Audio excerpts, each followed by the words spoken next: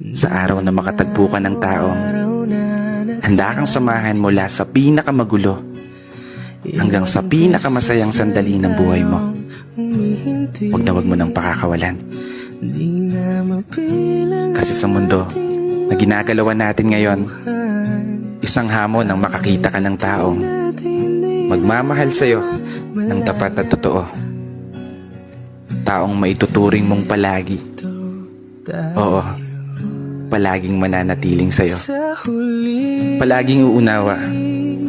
Palaging magpapahalaga. Taong tatanggapin ka ng buong buo maging sino ka pa.